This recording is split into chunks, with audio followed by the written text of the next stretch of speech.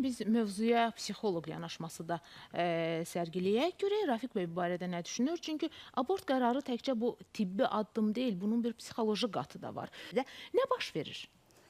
Hə, maraqlı bir məsələ tamam başqa bir yerdədir. Baxın, bəzi ölkələrdə abort cinayət hesab edilir.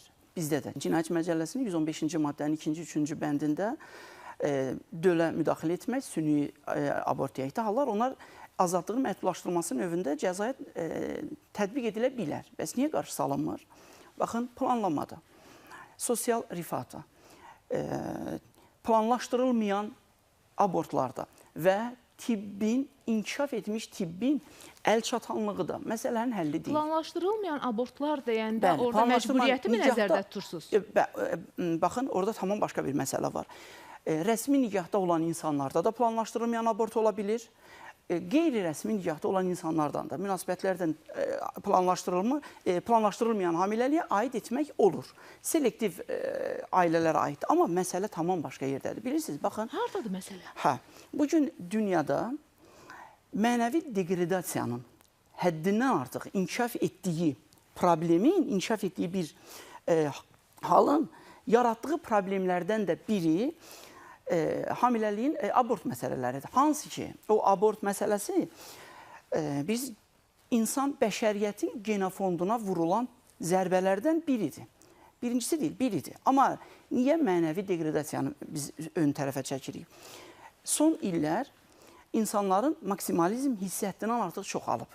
Maksimalizm hissi nə qədər güclənirsə, insanlar mən dünyaya gətirdiyim övlada birdən pis baxaram, birdən yaxşı baxmaram anlamını gətirmir, itirir.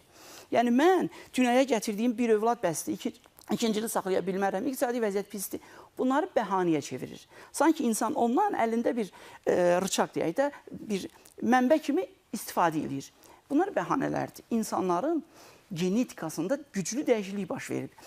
İkinci uşaq və yaxud hələlik bu uşaq mənə mane olacaq, mənim rahatçılığıma mane olacaq, mənim istirahətimə mane olacaq, məni çox işləməyə vadar eləyəcək. Baxın, insan psixikasında yaranan maksimalizm mənəvi degradasiyanı gücləndirir. İntellekt və şəxsiyyətin degradasiyasını yox. Artıq dünya çapında biz məsələni yaşadığımız coğrafiya hüdudlarında təhlil edəndə həllini tapa bilməyəcəyik. Çünki bu böyük bir dünya problemidir. Dünya həcmində olan ölkələrdə yaranmış abort problemidir ki, baxın, insan psixikasına möhkəmlənir. İntellektin və şəxsiyyətin degradasiyası artıq 20-30 il bundan əvvəl itib gedib. Yəni, atom bombasını kəşf etmək bu intellekt deyil. O, elmi nailiyyətlərin nəticəsidir. İntellekt qarşıya qoyulan tapşırığı daha məqsədə müvafiq icra etmə bacarığıdır. Bu insanlarda itib, çoxdan itib.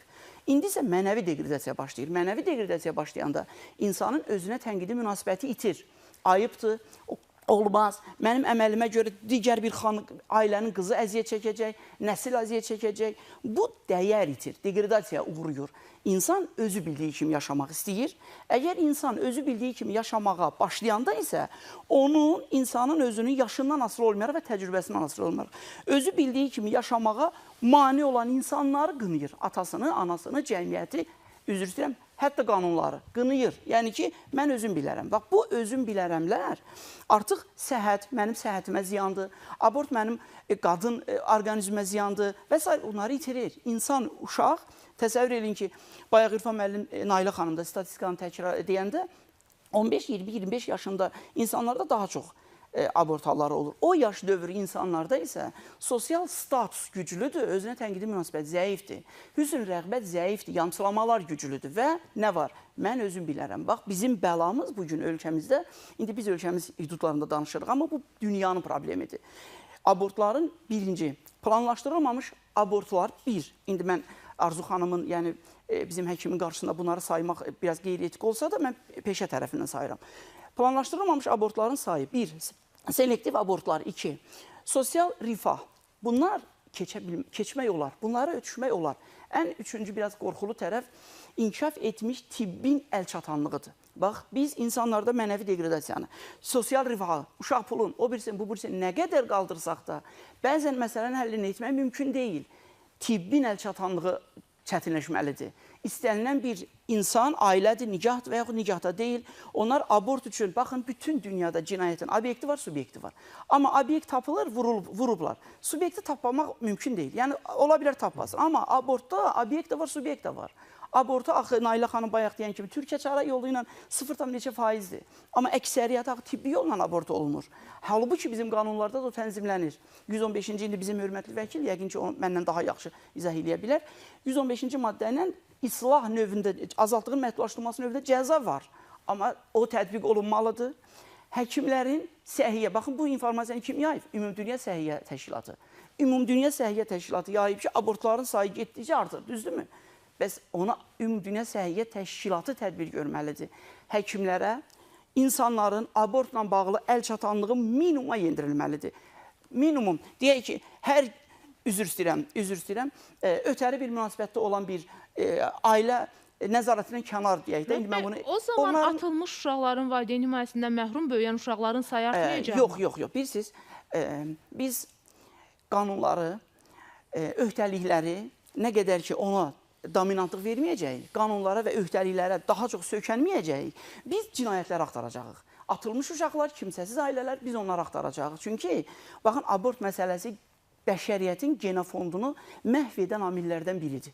Abort planlaşdırılmış olsun, planlaşdırılmamış olsun, selektiv olsun. Nailə xanım bayaq çox gözəl bir məsələyə toxundu ki, cinsi istiqamətdə olan abortlar genofondu məhv eləyir. Çünki əks qız övladların sayı həddindən artıq çox azdır. Və deyəcəyim növbəti bir məsələ isə son dövrlər qüsurlu uşaqlar çox doğulur. Yəni, biziz, indi həkim Arzu xanım onu izah verə bilər, dölün cinsini müəyyən olunduğu kimi, onun səhhətini də müəyyən eləmək çox asandır indi. İndi qüsurlu uşaqlar, abort olunan statistikada say var, amma onların neçə faizi qüsurlu doğulan uşaqlardır, o yoxdur. Baxın, bu gün abortların sayının içində böyük əksəriyyəti qüsurlu doğulan uşaqlardır. Bunlar nədir? İnsanların zərərli vərdiş, zərərli qidalanma, zərərli həyat tərzi keçirməyi. Rafiq bəy, qüsurlu dedikdə siz əlilliyi olan şəxsləri... Xeyr. Yox. Zərərli var, alüdəçiliklər, zərərli vərdiş... Yox, doğulan uşaqları qeyd edirsiniz. Bəli, qüsurlu doğulurlar. Qüsurlu dedikdə bu anlayışı Bu və digər formada, psixi cəhətdən də, fiziki cəhətdən də, əlillik baxımından da qüsurlu, anormal qaydada... Əlillik müəyyən olunmur, amma... Bəli, anormal doğulan uşaqlar və yaxud... Artıq ana bətnindən hər hansı bir problem olacağı məlum olunur və abort edilir. Bunu nəzərdə tutursunuz. Hətta mən üzr istəyirəm bizim həkimimizdən, mən onun sahəsinə daha çox keçdim. Hətta hamiləliyin 20-ci həftəsinə çatmamış düşük halları həddindən artıq çoxdur, o məcburi təbii abortlar olunur və o siyahıya yazılır. Amma bu gün abortların qarşısını alması üçün insanların psixikası dəyişməlidir, maksimalizm itməlidir, insanların dəyər anlamı dəyişməlidir.